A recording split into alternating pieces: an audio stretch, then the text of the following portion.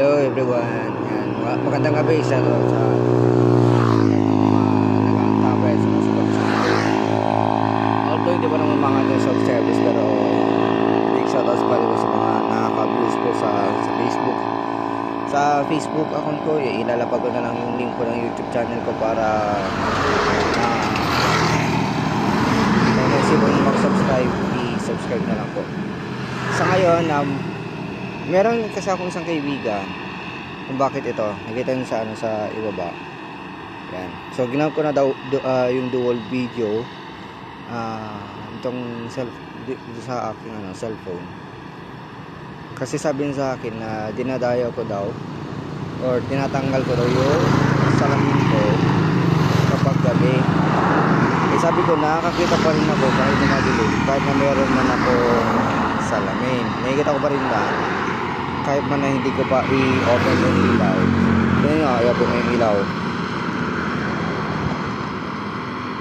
Yan, ganyan siya pag naka-open yung ilaw. Ngayon, off ko yan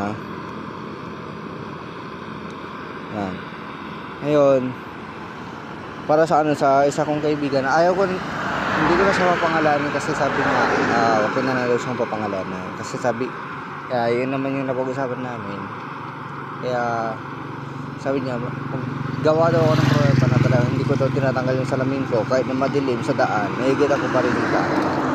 So sa ngayon, nandito ako sa may yan. Kung familiar kayo dito sa may Presidio, papasok ko ng bypass. So tara, ito na yung pruweba. So ito, nandito tayo sa loob ng bike lane na kayo. So yan yung signage oh. Tapos ito yung Presidio. So yan yung salamin ko So papasok ko dito sa ngayon sa bypass road. Yan. So madilim na to. Tandaan nyo kapag kunyan. Yan wala ding hindi ko na rin inon yung dito.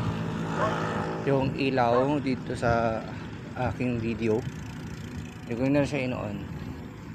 Proven talaga yan na ginagawa ko tong dual video na to para lang sa sa kaibigan ko. Pinaghihinalaan ako, ayun lumiwanag lang ng konti kasi mayroong sasakyan sa likuran, so may ilaw. Kaya magalala. So ayun may motor na dumaan, meron pang isa. Tapos meron pang isa sa likuran ko. Yan, so bale tatlo yung motor niyon. Ayun.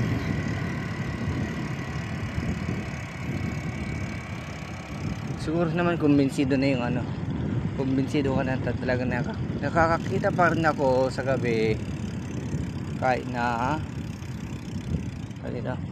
meron pa rin ng salamin. Kasi kung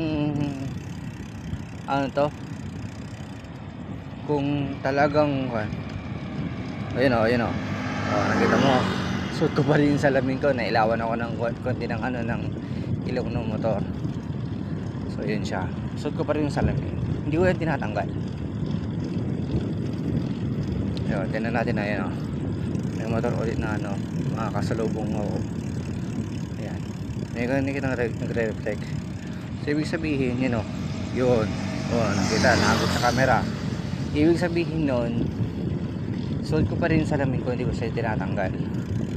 So para sa sa tropa ko, kaibigan ko dyan na yung sabi niya, tanggal ko yung salamin ko kahit na madilim, hindi ko talaga tinatanggal yan. Suot ko lang yan. So sana itong proof sa'yo na talagang hindi ko tinatanggal yung salamin ko kahit na madilim. So yun naman po yung video ko for this day. Hoping na nagustuhan ninyo. Yan. Lalagay ko na lang pala sa comment section yung link ng aking YouTube channel. Sana mag-subscribe po kayo para hindi po masuportahan yung aking bagong YouTube channel ko ng running tsaka ng biking. Thank you so much po and God bless po sa ating lahat.